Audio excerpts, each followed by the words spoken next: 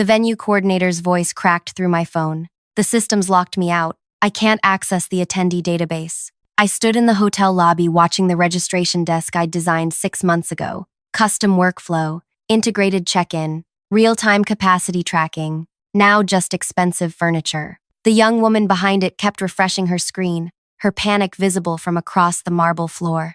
"Have you tried the backup login?" I asked, knowing exactly what she'd say. "What backup login?"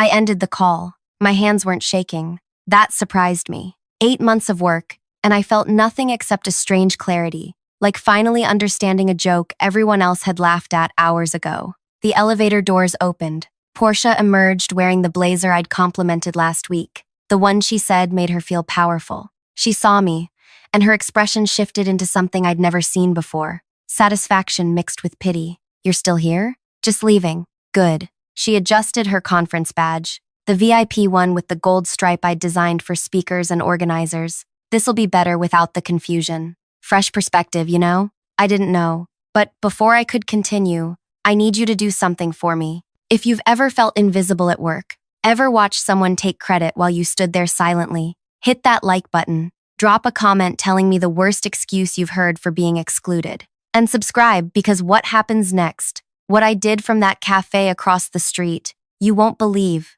until you hear it." Now, back to that moment. My name is Celeste. I'm 34, chronically early to everything, and I've never learned how to network properly because I'd rather solve problems than discuss them. People find me intense. I find people inefficient. For 8 months, that intensity built the Regional Sustainable Packaging Summit from a conference room argument into something real. I joined the association as events manager in January. The summit was dying, attendance down 40%, sponsors vanishing, speakers recycling the same presentations they'd given for 5 years. My predecessor had treated it like a formality, a calendar obligation. I treated it like architecture. First, I eliminated the generic venue, those soulless hotel ballrooms that smell like yesterday's coffee and broken dreams. I found a converted warehouse with exposed brick and natural light, the kind of space that made people want to stay, to connect, to actually listen. The venue owner,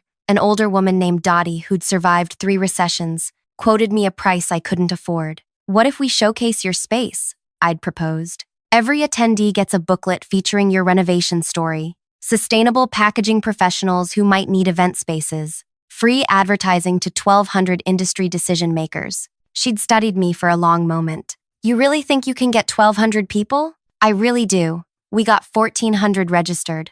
Then came the speakers. I cold called the woman who'd revolutionized biodegradable film technology in South Korea. She'd never presented outside Asia. I called her 17 times across 4 months. On the 18th call, I didn't pitch the summit. I asked about her research. We talked for 90 minutes. She agreed to keynote. I recruited 46 other speakers using the same approach, genuine interest instead of transactional requests. I researched their work, asked intelligent questions, showed them why this summit mattered, not for attendance numbers, for actual impact. Sponsors came next. I didn't want their money for generic banner placements. I wanted partnerships. I matched each sponsor with programming that aligned with their values. The manufacturer focused on recycled materials. They sponsored the Innovation Showcase. The company developing compostable alternatives. They funded the workshop series on waste reduction. Every sponsor felt seen. Every dollar had purpose. Portia had joined our team in month 5, transferred from membership services. Bright, enthusiastic, eager to learn. I'd trained her on everything: the vendor relationships, the speaker agreements, the sponsor expectations. She absorbed information like someone preparing for a test, always taking notes, always asking follow-up questions. "You're so organized," she'd said once, watching me update the master timeline. "How do you keep track of everything?" "Systems," I'd told her. "Everything connects. You just have to see the whole picture." She'd nodded, writing that down too. By month 7, Portia was handling smaller logistics, volunteer coordination, supply orders, minor vendor communications. She was good at it, friendly, where I was direct, warm where I was efficient. People liked her immediately. "You two make a great team," my supervisor had mentioned during a check-in. "Portia's people skills, your execution ability, perfect balance." I'd agreed. I'd actually believed it. 3 weeks before the summit, Portia asked to review the master file, the central document containing every contract, every contact, every critical detail. Just want to make sure I understand the full scope, she'd explained. In case you need backup during the event. I'd sent it to her. Why wouldn't I? We were a team. 2 weeks before the summit, she'd started arriving early, leaving late. Learning from the best, she'd joked. I'd found it flattering. 1 week before the summit, my supervisor called me into his office. We need to discuss some concerns. About what? Portia mentioned you've been making decisions without proper approval, committing to expenses beyond your authority. She's worried about liability. My spine straightened. Every expense has been documented and approved. You've signed off on everything. She says the documentation's been revised after the fact. That's not true. I'm not accusing you of anything. Just let's have Portia take lead on the final week. Give us all some confidence everything's properly handled. I should have fought harder, but I was tired. 8 months of 16-hour days, of solving problems nobody else noticed, of caring more than anyone else in the building. Part of me wanted someone else to carry it for a few days. Fine. That meeting was 6 days ago. Yesterday, Portia had called me at home. Hey, quick question. What's the login for the catering platform? I'd given it to her. And the speaker portal access? I'd sent that too. You're a lifesaver. Get some rest tonight. Big day tomorrow. This morning, I'd arrived at the venue 2 hours early. Like always. The security guard I'd worked with for months, setting up his break schedule, making sure he got fed during long event days, looked uncomfortable when he saw me. Ma'am, I need to see your badge. I'll get it from registration. Ma'am, I have instructions. You're not on the approved list. The world tilted slightly. That's impossible. I'm the organizer. I just follow the list. He'd shown me his tablet. My name wasn't there. Portia's was. Listed as lead event director. That's when she'd appeared, wearing my VIP badge design, carrying the tablet I'd ordered, standing in the lobby I'd transformed. Management made some adjustments last minute, she'd said, her voice gentle like she was explaining something to a confused child. We thought it'd be simpler if I handled the on-site execution. You've done so much already. Time to let someone else take the finish line. My supervisor had materialized beside her. This isn't personal. We just need to ensure everything runs smoothly. Too many cooks. You understand. I'd understood nothing except that I was being erased. They'd escorted me out, professionally, politely, like I was a vendor whose services were no longer required. I'd sat in my car for 20 minutes, watching people arrive for setup, my volunteers, my vendors, my speakers, all walking past me into the building where I no longer existed. Then I'd opened my laptop. The master file I'd sent Portia, it was complete, but it wasn't everything. What she didn't know, I'd built redundancies into every system, not because I was paranoid, but because I'd learned that single points of failure destroy projects. Every critical function had a secondary access point. Every important relationship had a personal connection beyond the institutional one. And every single one of those access points required me. Not because I designed it that way intentionally, but because I was the person who'd built the relationships, earned the trust, made the promises. You can steal someone's documentation. You can't steal their credibility. I sent one message, not to my supervisor, not to Portia, to Dottie, the venue owner. Are you aware that someone modified our agreement without my knowledge? The marketing package we discussed isn't in the current contract. Just wanted to confirm before I follow up with my legal contact. I didn't have a legal contact, but Dottie didn't know that. Her response came in 4 minutes. What? Nobody told me anything changed. I need to speak with you immediately. I called her. I'm not on site today. Management decided to handle things differently. Handle what differently? You're the one I made the deal with. Your word, not some management team I've never met. I understand, but I'm not involved anymore. Then we have a problem. I hung up and drove to the cafe across from the venue. Large window, perfect view of the main entrance. I ordered chamomile tea and waited. 14 minutes later, my supervisor appeared outside the venue, phone pressed to his ear. He was pacing. Even from across the street, I could see the tension in his shoulders. My phone buzzed. His name. I let it go to voicemail. 2 minutes after that, Portia appeared in the doorway, scanning the street like she was looking for someone. Her phone was out. She was typing frantically. My phone buzzed again. Her name this time. I declined the call and took another sip of tea. The summit was supposed to begin setup at 9. By 9:30, nothing was happening. The catering trucks sat in the loading zone. drivers standing around smoking, nobody directing them where to go. The audiovisual team had arrived but couldn't access the equipment storage because I'd arranged that access personally with Dottie, and she'd apparently locked everything down until she spoke with me. By 10, the volunteers started arriving. I watched them cluster near the registration desk, confused, checking their phones. I'd recruited each of them personally, mostly students from the local university's environmental program. I'd promised them networking opportunities, professional references, real experience. They'd trusted me. Now they were standing in a lobby with no leadership, no direction, no purpose. One of them, Kiana, a junior who wanted to work in event sustainability, separated from the group and walked outside. She pulled out her phone, and 30 seconds later, mine rang. I answered, "Celeste? It's Kiana. Something's really wrong here. Nobody knows what they're supposed to be doing. Portia keeps saying she has it under control, but the catering people are threatening to leave, and someone said the keynote speaker is refusing to confirm her session.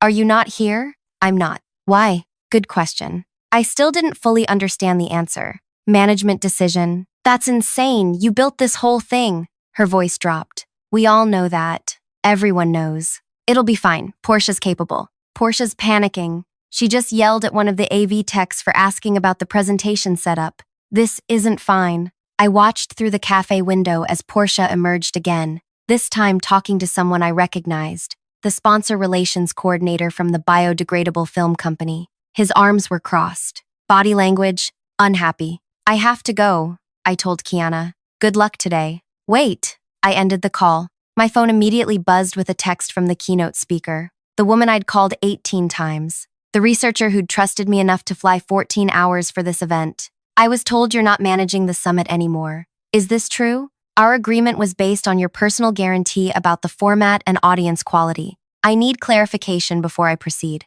I stared at that message for a long time. This was the moment. I could confirm I was out, release her from any obligation, let the whole thing collapse. They'd lose their keynote. The sponsor who'd paid premium placement specifically to be associated with her session would pull out. The entire first day would fall apart. I typed, "Yes, there have been organizational changes. I recommend you do what feels right for your professional integrity." Not quite confirmation, not quite sabotage, just honesty. Her response, "Understood. I'll wait to hear from you directly before making any commitments," which meant she wasn't going on that stage unless I told her to. 11 o'clock. The venue's main doors should have been open for final setup verification. They were still closed. A line of delivery trucks now stretched down the block. I counted 6 vendor representatives standing in a cluster, all on their phones, all looking increasingly agitated. My supervisor appeared again, practically running to his car. He drove off.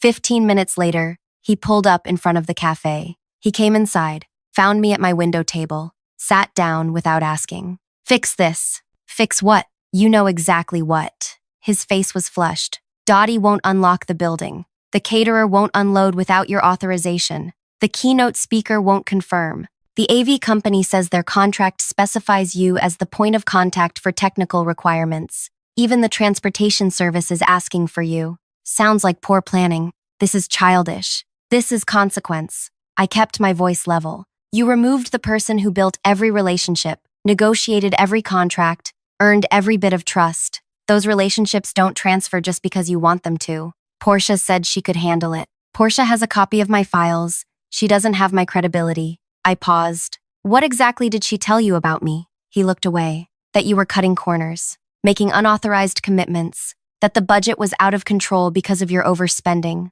And you believed her. She had evidence, emails, expense reports with discrepancies. Did you ask me about any of it?" His silence was the answer. "She revised those reports," I said quietly. "Changed dates, altered amounts, made it look like I was hiding things. I wasn't. Every single expense was approved through proper channels. You signed off on most of them yourself." "Why would she do that?" "Because she wanted my job, and the easiest way to get it was to make me look incompetent." I finished my tea. "Congratulations, you helped her succeed." He sat there, processing. Outside, the chaos was growing. A news crew had arrived, probably tipped off about the industry's biggest annual summit, expecting professional coverage. Instead, they were filming a parking lot full of confused vendors and a locked venue. "What do you want?" he finally asked. I want you to tell me exactly what happened in the meeting where you decided to exclude me. He exhaled. Portia came to me 4 days ago, said she'd been reviewing the contracts and found irregularities, said you'd been making promises the organization couldn't keep, said she was worried about legal exposure. What promises? The venue marketing package, the speaker travel upgrades, the sponsor activation spaces. She said none of it was properly documented. It was all documented in the master agreement file. Did you look at it? She showed me her version. It didn't include those provisions. Her version, not the original contracts. His face changed, understanding dawning slowly, like sunrise through fog. She removed those provisions from her copy, I continued. Made it look like I'd promised things without authorization, then convinced you I was a liability. Jesus. Then she got access to all my login credentials, changed permissions, locked me out of the systems I'd built, and positioned herself as the hero who'd step in to save everything. But she can't save it. No, because she doesn't actually know how anything works. She knows what I documented. She doesn't know the relationships, the handshake agreements, the personal promises. She doesn't know that Dottie and I spent 6 hours talking about her granddaughter's environmental science project, or that the keynote speaker and I bonded over both being the only women in our graduate programs. She doesn't know that the head caterer gave me a discount because I helped him get a contract with another organization. She has my files. She doesn't have my history. He put his head in his hands. How do we fix this? We don't. I do, if I choose to. Name your terms. This was it. The revenge moment everyone expects. The dramatic list of demands. The power play. But sitting there, watching this man realize how thoroughly he'd been manipulated, I felt something unexpected. Not satisfaction. Exhaustion. I need to think, I said. We have 1,400 people arriving in 19 hours. Then you should probably hope I think quickly. I left him sitting there and walked out. I drove to the botanical gardens 20 minutes outside the city. No phone signal, just greenhouses and silence. For 3 hours, I sat on a bench surrounded by orchids and thought about what I actually wanted. Revenge? I already had it. Portia was drowning in front of everyone who mattered. My supervisor knew he'd been played. The entire organization was learning in real time what happens when you discard the person who holds everything together. I could walk away, let it collapse, prove my point so thoroughly that nobody would ever question my value again. But 1,400 people had registered because they believed in what I'd built. Researchers presenting findings for the first time. Students hoping to break into the industry. Small business owners who'd scraped together registration fees because they needed the connections. None of them deserved to suffer because of Portia's ambition and management's stupidity. And then there was me, the person who'd poured 8 months into creating something meaningful. Did I really want to watch it die, just to prove I was right? My phone buzzed in my bag. No signal, but I had 1 bar near the entrance. 17 missed calls. 43 texts. One was from Kiana. Please come back. People are crying. The volunteers are leaving. This is awful. One was from Dottie. I don't care what corporate politics are happening. You gave me your word about this event. I need to know if you're standing behind it. One was from the keynote speaker. I've received 3 different stories about what's happening. I only trust yours. Call me. And one was from a number I didn't recognize. This is Portia's supervisor. We need to talk. Today. I drove back to the cafe. Made 1 call first. Dottie, it's Celeste. Finally. What the hell is going on? I was removed from the summit. Without warning, someone I trained decided she wanted my role and convinced management I was a problem. Silence. Then, are you a problem? No, didn't think so. You're the first event planner in 15 years who actually kept every promise. So what happens now? That depends. Are you willing to unlock the venue if I personally guarantee everything we agreed to? Are you back in charge? Not yet. Maybe not ever. But I can make sure your venue gets what I promised. Another pause. Your word? My word. Then we have a deal. Same as before. Send me confirmation in writing, and I'll open the building. I hung up and called the keynote speaker. It's Celeste. Thank goodness. What's happening? I told her everything. The betrayal, the lockout, the chaos. I didn't sugarcoat it. So you're asking me to present at an event that fired you. I'm asking you to present at an event that needs you. The organization made a mistake. The audience didn't. They registered because they want to hear you speak. That hasn't changed. But you won't be there. I don't know yet. But your session is at 2 tomorrow. Whether I'm there or not, those people deserve to hear what you have to say. She was quiet for a long moment. If you give me your word that the format and audience quality match what we discussed, I'll honor our agreement.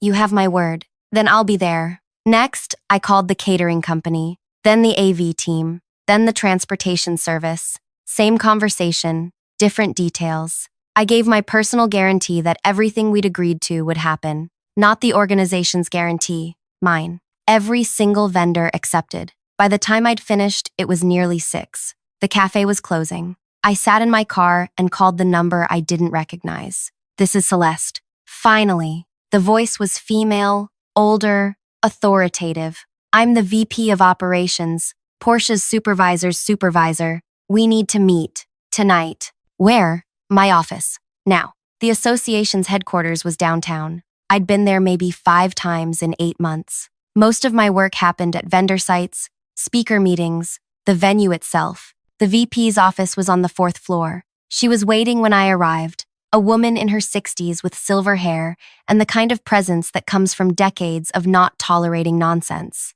Sit. I sat. I've spent the last 4 hours reviewing every contract, every email, every expense report related to the summit. Want to know what I found? Sure. That you're either the most brilliant event planner we've ever employed, or you've orchestrated an elaborate fraud. And given that every vendor I called spoke about you like you personally saved their business, I'm leaning toward brilliant. She pulled up a spreadsheet on her monitor. Your budget projections were 42% more accurate than any event in our 10-year history. Your vendor retention rate is 96%. Your speaker satisfaction scores from preliminary surveys are the highest we've ever recorded. You brought in 3 new sponsorship categories we'd never secured before. Okay, so explain to me why my staff reported you as a liability. I explained. All of it. Portia's manipulation, the altered documents, the systematic lockout. She listened without interrupting. When I finished, she leaned back in her chair. Why didn't you come to me when this started?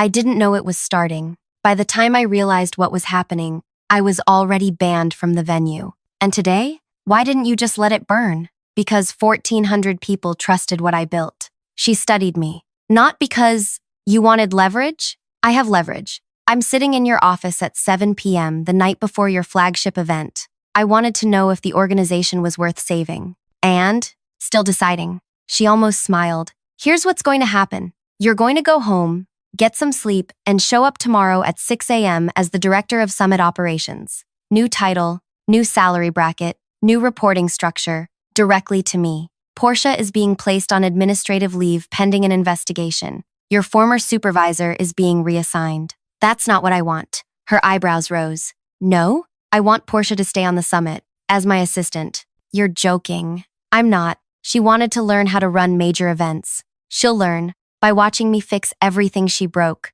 by apologizing personally to every vendor she confused, by spending the next 3 days understanding exactly how much work goes into making something look effortless. That's cruel. That's educational. I met her eyes. And when the summit is over, when every attendee has left happy and every vendor has been paid and every speaker has been thanked, then you can decide what happens to her. But tomorrow, she works for me. Those are my terms. The VP was quiet for a long moment. Then she extended her hand. Deal. I shook it. One question, she said. The email you sent that started all this. The one that made everyone panic. What did it actually say? I asked Dottie if she was aware of changes to our agreement. That's it? That's it. Everything else was already broken. I just stopped holding it together. I went home, set my alarm for 5 a.m., laid out my clothes, not the outfit I'd planned for tomorrow, but something different. Something that felt less like proving myself and more like knowing myself. The summit started at 9.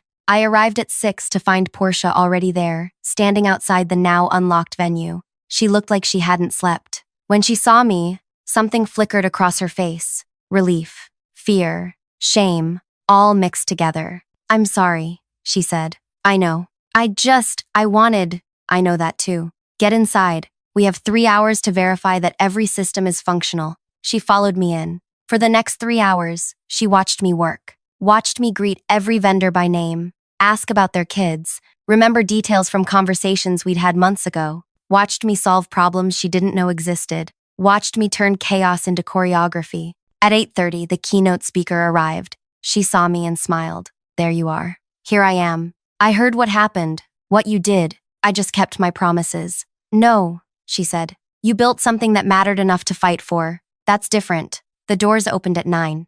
1,400 people flooded in. The registration system I'd designed worked flawlessly. The volunteers I'd trained knew exactly what to do. The sponsors found their activations perfect. The speakers found their rooms ready. By noon, I'd received messages from 3 industry publications asking to feature the summit. By 2, the keynote session had a waiting list. By 5, attendees were already registering for next year. Portia worked beside me the entire time. She didn't complain, didn't make excuses, just learned. At 7, when the first day ended and the venue emptied, she found me doing final walkthroughs. Can I ask you something? Sure. Why didn't you let me fail? I considered that, because you failing meant everyone else failed too, and they didn't deserve that. Like, I don't deserve your help. Probably not, but maybe you'll deserve it eventually. That's how growth works. She nodded, turned to leave, stopped. For what it's worth, I'll never forget what you could have done to me today.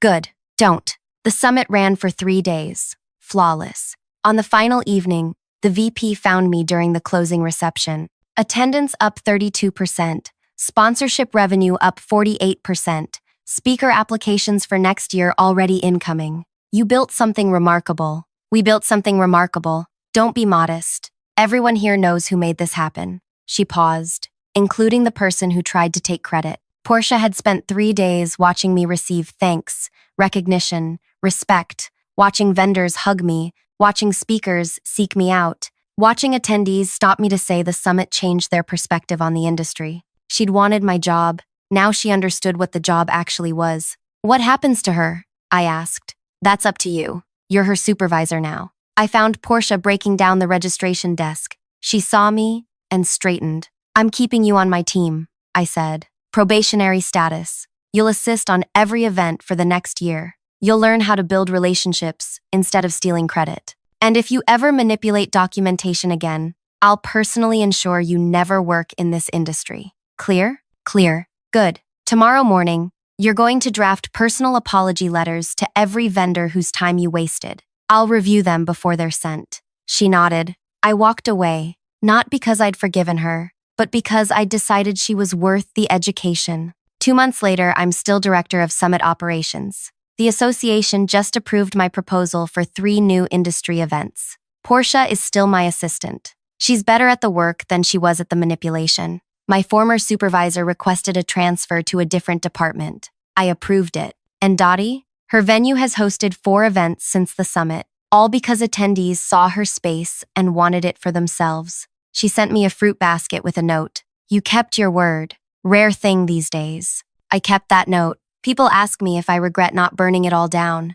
if I wish I'd been harsher, more dramatic, more definitively victorious. But here's what I learned. The best revenge isn't destruction. It's building something so valuable that removing you from it proves impossible. It's being so good at what you do that people learn the hard way what happens when you're not there. They didn't ban me from a conference. They banned themselves from competence. And when I came back as someone they couldn't afford to lose again. That's the revenge nobody sees coming. The kind that doesn't end with you walking away victorious. The kind that ends with you walking back in, more powerful than before, teaching the person who betrayed you exactly how much they never understood. Portia learned, management learned, everyone learned, and me? I learned that sometimes the greatest victory isn't proving you were wronged, it's proving you were right. If this story hit differently than you expected, if you've ever been erased from something you built, leave a comment about how you handled it. Hit subscribe because I'm just getting started with stories about what happens when underestimated people stop playing nice.